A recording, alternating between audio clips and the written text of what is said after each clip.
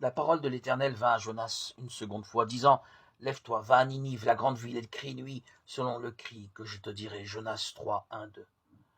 Jonas a commencé par refuser de faire ce qu'il savait être la volonté de Dieu.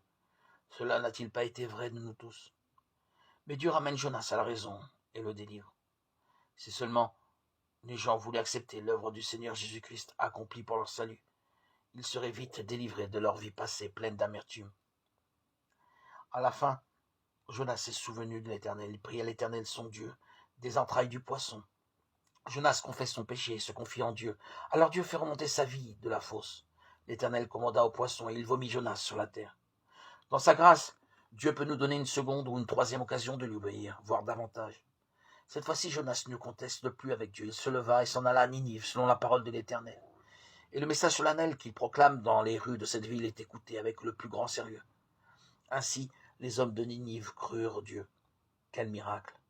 Une multitude s'humilie à la suite de la prédication d'un seul homme. Lorsque nous sommes là où Dieu nous veut, accomplissant ce qu'il veut que nous fassions, il peut vraiment se servir de nous.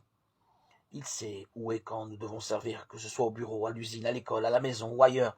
Si sa volonté est que nous soyons là, alors c'est bien là qu'il faut que nous soyons, pour lui être utiles. Dieu voulait que Jonas soit à Ninive.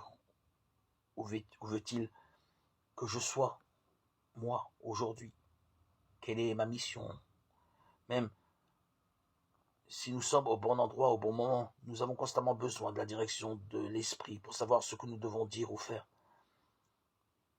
Demandons, implorons le Seigneur pour que l'Esprit Saint nous aide à savoir quelle est notre mission, à connaître et à discerner ce que Dieu attend de nous.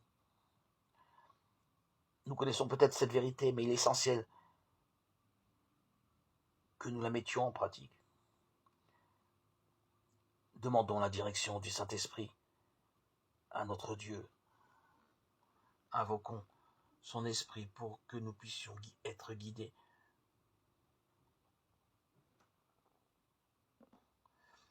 Jésus, qui est à la fois Père et Saint-Esprit, nous guide si nous lui demandons.